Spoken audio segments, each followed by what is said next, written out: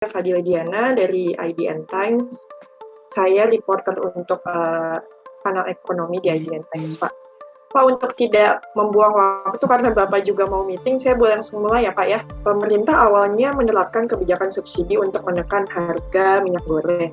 Lalu mulai 1 Februari, besok berarti ya, pemerintah mulai menerapkan kebijakan HET baru untuk minyak goreng. Minyak curah itu 11.500, minyak goreng kemasan sederhana itu 13.500 per liter, dan minyak goreng kemasan premium itu 14.000 per liter. Nah, bagaimana tanggapan YLKI terhadap kebijakan HET baru ini yang mencabut kebijakan subsidi minyak goreng? Ya, terima kasih. Terkait kebijakan minyak goreng yang dilakukan oleh pemerintah, ini menunjukkan pemerintah sebenarnya tidak punya konsep yang jelas untuk mengatasi melonjaknya harga minyak goreng dan juga mengatasi kelangkaan minyak goreng di akhir-akhir ini. Jadi pemerintah dalam mengambil kebijakan publik itu terlihat coba-coba dan gamang dengan kebijakan yang ditelurkan ya, mulai dari operasi pasar, kemudian subsidi, dan sekarang dengan menetapkan HET ya, HET yang dipaksakan. Nah, kami sejak awal sudah mendengar bahwa ini tidak akan efektif. Ya, pertama karena memang persoalannya bukan di hilir saja, tapi juga ada persoalan hulu. Nah, sedangkan persoalan hulu ini tidak disentuh sama sekali oleh pemerintah. Nah, persoalan hulu itu apa? Adalah dugaan adanya praktek kartel dan persaingan tidak sehat lainnya oleh pedagang-pedagang besar. Nah, ini tidak diselesaikan dan tidak ada pernyataan resmi apapun terkait dengan dugaan praktek kartel dan lain sebagainya. Memang praktek ini perlu waktu untuk memproses secara hukum ya, apakah dengan proses KPPU atau proses-proses perdata lainnya. Tetapi harusnya pemerintah punya komitmen untuk mengendus adanya dugaan ini, bukan malah defensif dan marah kalau saya serang soal isu tersebut. Ya, itu terbukti dalam berbagai talkshow saya dengan Dirjen di TV itu mereka marah dengan tuduhan-tuduhan adanya praktek kartel. Nah, kenapa mesti marah gitu? Padahal memang akhirnya KPPU juga mengakui itu bahwa ada praktek persaingan tidak sehat.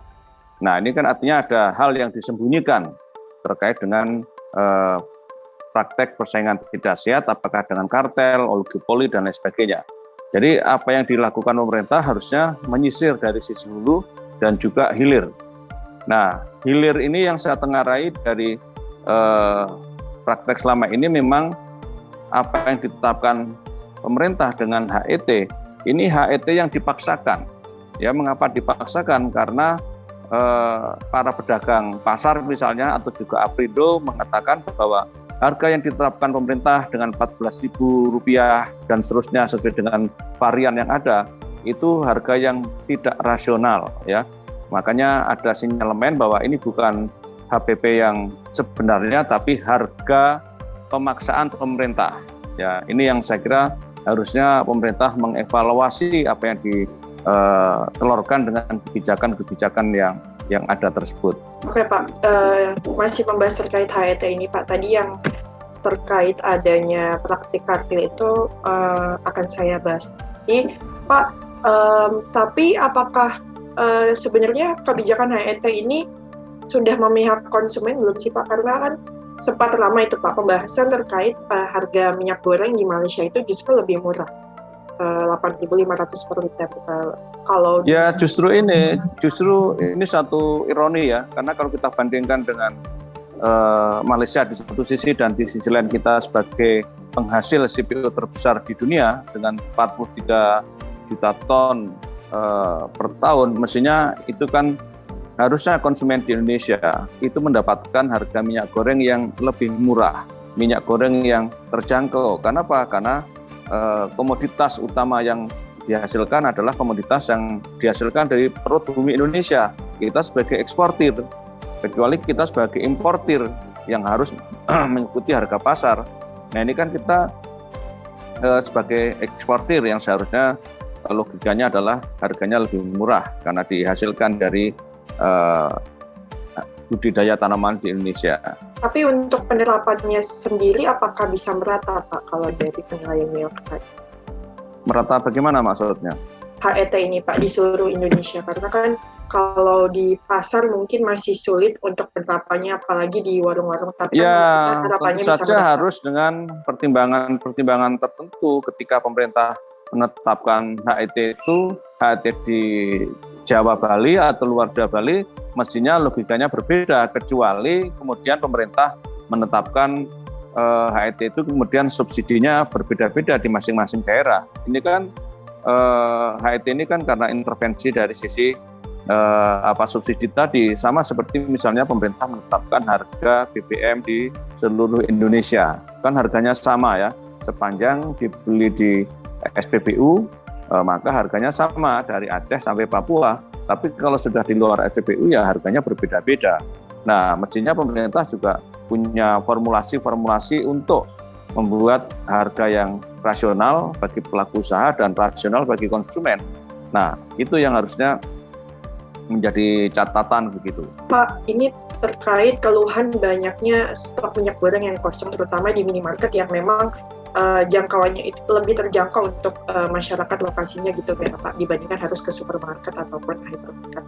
Nah, sebenarnya ini ada yang kurang itu di sisi mana sih Pak? Apakah pengawasannya atau memang edukasi untuk masyarakatnya yang sudah terlalu panik, takutnya habis duluan, itu seperti apa dari pandangannya? Kalau saya diskusi dengan APRindo ya, Asosiasi Pedagang Retail Indonesia, dan juga Asosiasi Pedagang Pasar Tradisional Indonesia, mereka mengakui bahwa ini terjadi karena memang pasokannya tidak ada, pasokannya sangat tipis. Di sini artinya ada persoalan terkait dengan volume pasokan minyak goreng. Ya, kalau memang itu pasokannya ada, kan pemerintah atau pasokan di retail-retail itu tidak perlu kosong kalau memang ada pembelian yang dilakukan oleh konsumen. Konsumen juga mau borong kan, mau berapa sih konsumen memborong? Kan juga tidak banyak, paling 3 bungkus atau apa, ya kan? Nah, ini pengakuan yang ada dari retailer modern maupun retailer tradisional mengatakan bahwa barangnya tidak ada atau stoknya memang terbatas.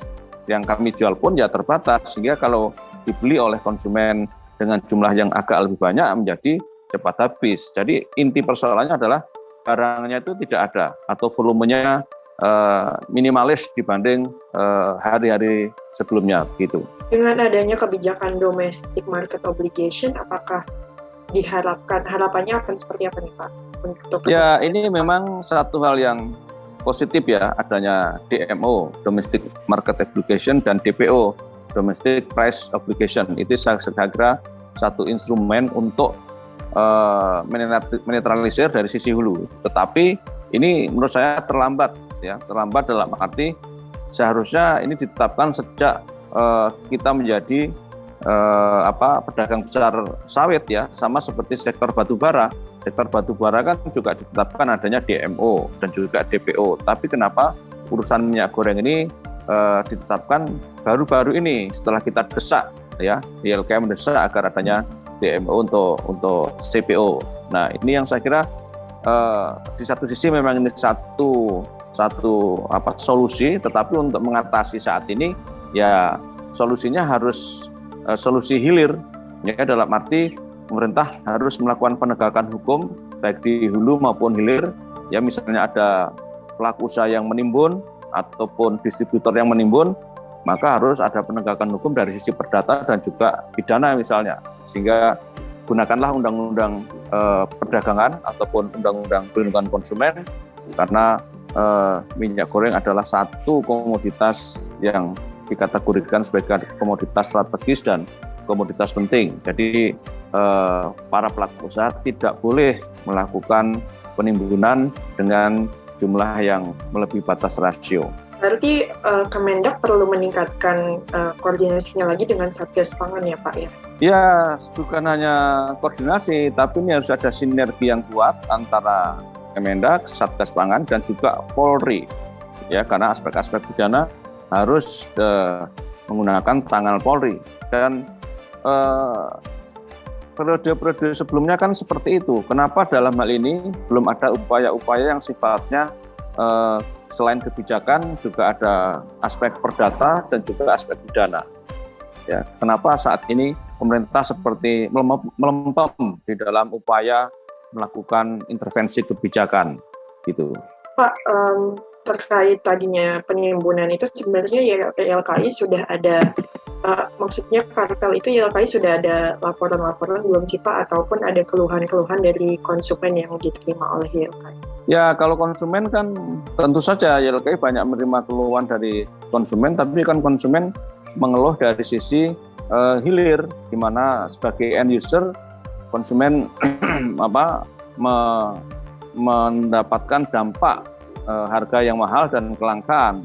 Jadi kalau menyangkut adanya dugaan kartel, ini kan dampak dari kartel itu atau dampak dari kartel yang di minyak goreng ini kan dampaknya kepada konsumen, ya, apakah karena harganya mahal atau pasokannya atau supply chain-nya terganggu. Jadi kalau konsumen ya sektor hilir seperti yang tadi kita katakan soal harga yang mahal, pasokan yang terbatas, dan juga faktor hulu. Faktor hulu itu menyangkut struktur pasar yang tidak sehat, ya, karena di sini artinya solusinya pemerintah harus menyisir kepada struktur pasar itu dan juga faktor hilir. Nah, tadi yang di awal saya katakan struktur pasarnya belum disentuh, ya, faktor hulunya belum disentuh, dan pemerintah terkesan menutupi adanya dugaan praktek kartel dan persaingan tidak sehat lainnya, padahal ini melanggar Undang-Undang Anti Monopoli dan Persaingan Tidak Sehat. Terkait kartel ini sebenarnya kalau dari YLKI sudah ada komunikasi mungkin dengan BPKN Kemendak atau KPPU untuk memperkuat laporan-laporannya gitu Pak? Ya, utamanya ini adalah KPPU, ya, karena sebagai wasit di dalam proses persaingan usaha tidak sehat adalah KPPU yang punya kompetensi untuk melakukan upaya penegakan hukum dari sisi keperdataan sebagaimana Undang-Undang Anti Monopoli dan Persaingan Tidak Sehat. Nah, ini juga aneh sebenarnya. Beberapa minggu atau beberapa sebelumnya KPPU belum bicara soal persaingan tidak sehat ini, tapi setelah kita gedor rame-rame baru kemudian KPPU bersuara dan memang menyimpulkan adanya fenomena persaingan tidak sehat. Nah, yang tinggal dalam ini adalah Kementerian Perdagangan yang nampaknya belum mengakui adanya fenomena ini. Nah, ini aneh, ya, makanya dalam berbagai talkshow di televisi, Kemendak seperti defensif dan bahkan marah kalau disinggung soal adanya fenomena kartel dan bentuk-bentuk persaingan usaha tidak sehat lainnya. Pak, ini pertanyaan terakhir, mungkin kesimpulannya, sebagai negara yang merupakan produsen kelapa sawit terbesar ya Pak, ya, seharusnya bagaimana sih pemerintah harus memanage kebijakan untuk minyak goreng ini sehingga masyarakat tidak perlu lagi merasakan adanya kelangkaan pasokan maupun kenaikan harga yang begitu tinggi gitu Pak? Ya, tadi dengan adanya kebijakan baru-baru ini yang ditelurkan, adanya DMO dan DPO, itu saya kira satu hal yang positif, tetapi ini harus diawasi, harus ada pengawasan yang ketat. Kenapa? Karena DMO ditetapkan belum tentu nanti dipatuhi oleh pengusaha atau pelaku usaha.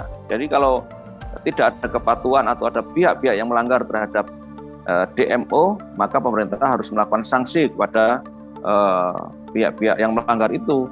Sama seperti kasus batubara, ketika mereka melanggar DMO, pemerintah kemudian melarang adanya ekspor batubara, walaupun kemudian akhirnya dianulir atau dibolehkan lagi. Nah, ini juga harus seperti itu. Kalau nanti ada pelaku usaha CPO atau sawit yang melanggar ketentuan DMO, maka juga harus diberikan sanksi, ya, mulai dari larangan ekspor ke luar negeri atau bahkan pencabutan izin operasi dari usaha mereka.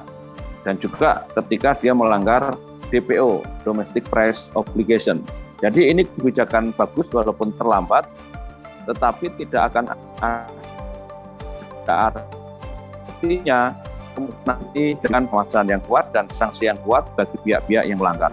Sedangkan dari sisi hilir, yang utama adalah bagaimana pemerintah melakukan pengawasan terhadap harga yang beredar di pasaran dan kemudian pasokan barang minyak gorengnya ada. Karena bagi konsumen yang terpenting adalah aksesibilitas, di mana komoditas minyak goreng itu tersedia, dan affordabilitas, harga yang terjangkau bagi konsumen. Dua hal ini tidak boleh dipisahkan. Oke, Pak Tulus. Ya, oke. Ya, Bapak terima kasih banyak sudah berkenan untuk kami wawancara. Semoga